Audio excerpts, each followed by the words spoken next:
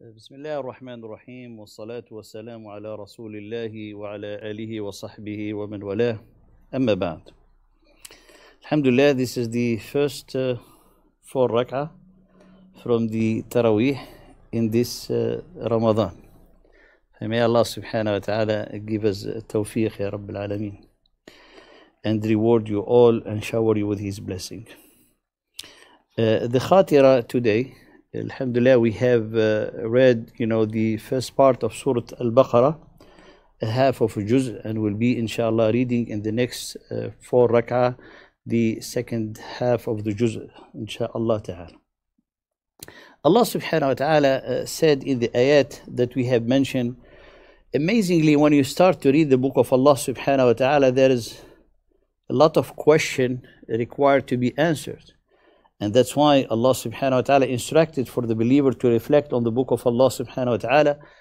And the month of Ramadan is the month of the reflection, the month of pondering, the month of reciting the book of Allah subhanahu wa ta'ala in order to renew our oath with Allah, our covenant with Allah, also for the purpose to review our action, to review our way of life, to review our vision of life. I have said that this Ramadan, insha'Allah ta'ala, is going to be the most successful Ramadan bi'idhnillahi ta'ala.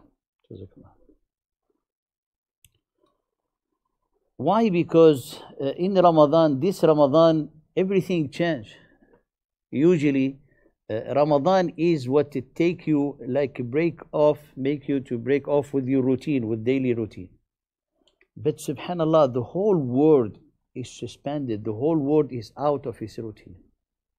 It's like, let's look at it from the positive side. Allah subhanahu wa ta'ala, He's remind you that to Him belong the sovereignty of the heaven and the earth. And Allah subhanahu wa ta'ala, with one order, one command, Allah has the power, as He said in the Quran, to cause a complete annihilation in this whole world. Being still giving the life and entrusted this life, it's a blessing from Allah subhanahu wa ta'ala to really review the life that we have, the trust that Allah subhanahu wa ta'ala gave. Allah mentioned in the beginning of the Quran, talking, emphasizing on one part or one aspect in the structure of the being, of the human being, which is the heart. You're seeing Allah subhanahu wa ta'ala talking about the believer, complimenting the believers. Then He talked about the disbeliever and said they have seal on their heart, wal-iyadu billah. So these people, they do not comprehend the truth. And then He talked about the hypocrite and He said they have disease in their heart. The engine of the life of the believer, the engine of every human being, to help them see the life as it should be in the heart. And this last chapter that we've been reciting ended with Allah subhanahu wa ta'ala talking to us by a group of people who have been entrusted the message of Allah subhanahu wa ta'ala, but they went astray. And then Allah subhanahu wa ta'ala قال ثُمَّ قَسَتْ قُلُوبُهُم, then their heart, subhanallah, the heart grew hard. And He said, Allah subhanahu wa ta'ala, actually is like harder than the rock, because Allah said they are hard like the rock. Now, if you ask a question, what did it mean to be qasiyah? What does it mean to be qasiyah? Because when you look at the stone, I said, my heart is not like that. It cannot be like a stone. So there is a meaning really when you reflect on the book of Allah subhanahu wa ta'ala to help you see through the ayat, to help you understand the deep meaning of it. So when Allah subhanahu wa ta'ala said qasiyah, what is qasiyah?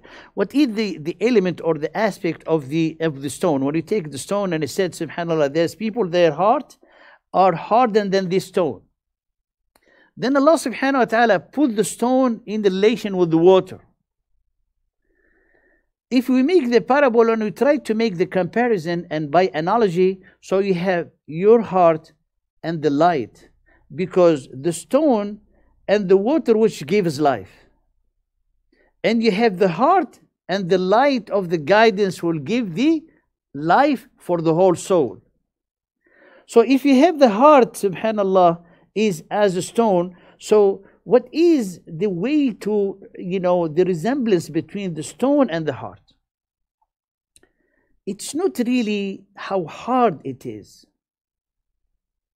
because the hardness in it, it does not prevent in a way, because something you find it hard, but when you pour it in the water, it can, subhanallah, absorb the water, despite the fact that it's hard. But there is a certain specification in the stone. The stone, subhanallah, it does not let the water get inside it. So the hardness of the stone, we take from it that the water cannot get inside the stone. As a heart, when it comes hard like the stone, it will not be able to have the light of Allah to enter in this heart. And then what caused this heart to be hard and preventing, insisting that, subhanallah, and pushing away the light of Allah to give it life, is those structure or layers of darkness that they build over the heart. Because Allah subhanahu wa ta'ala gave you sound heart. And this darkness, the darkness of the fear of the rizq is not gonna come, the darkness of the fear of the trial that we are really facing, because the fear, one of its signs, we do not have real relation with Allah. We still have a lack of understanding of the attributes of Allah subhanahu wa ta'ala. Then you have the fear, then you have someone in this situation is not able to fulfill their shahwa. So subhanallah, all that fear and all that the fact that someone he feel imprisoned, that's a darkness. Then the darkness of anger, of stress, of anxiety, and then at top of that, the darkness of the beliefs, the darkness of the perception, the dark on relying on one's own skill to help them solve their problem, relying on some people to find for them a solution to open up, the horizon of hope to them. All of it, subhanallah, prevent the light of Allah to enter to this heart. And Allah subhanahu wa ta'ala said, look, I'm going to give you the example. This heart is more hard actually than the stone. Because the stone, it does not have a power to push back the water. The stone submit. And through the stone, when the water comes, like the truth, when it comes with the strength, it open up the stone, and subhanallah, burst forth from the stone rivers. The stone, because of the water keep pouring on it, subhanallah, it crack, it split, and the water can go through. And the stone itself, when it comes to the words of Allah, it melts. That these hearts are more hard than the rock. Why? Because there is a power that been developed to prevent the light to enter.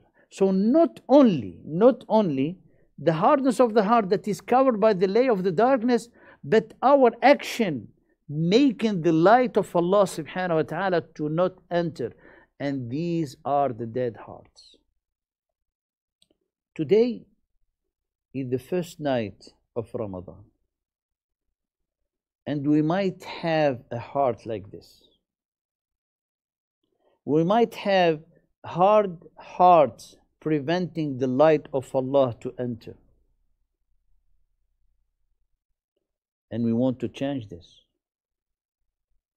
Allah subhanahu wa ta'ala make us go through this trial to cleanse us.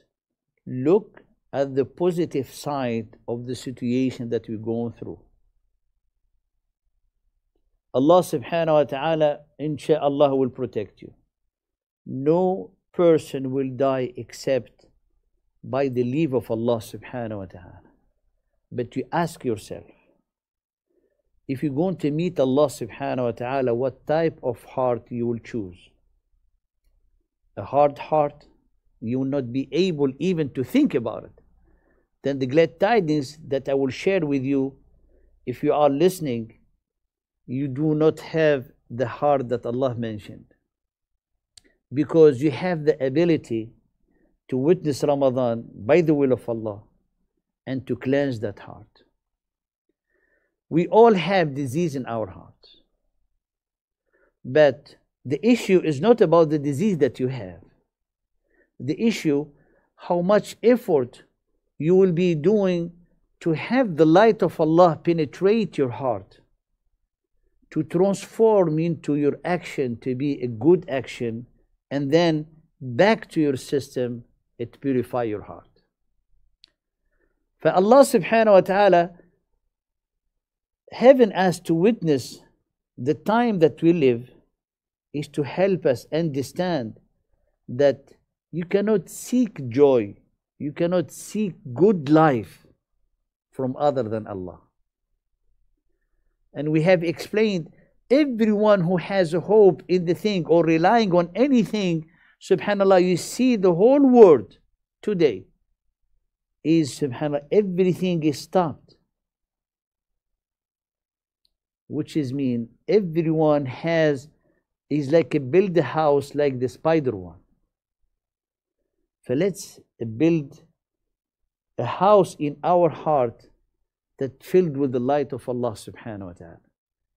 And I'll remind myself and all my dear brother and respected sisters to make today a promise to Allah.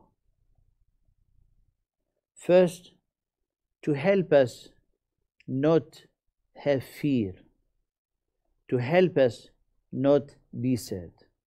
And the Prophet ﷺ, in his dua, he used to seek refuge in Allah from worrying, from anxiety, and from fear, and from grief. Allahumma inni a'udhu bika min al-hammi wal-hazan. Say, Ya Allah, help us to not fall into the trap of weakness who make us to be frightened, scared, and then will not be able to focus in worshipping you, Ya Allah. Ya Allah, help us to have a Ramadan very successful despite all the issues around us.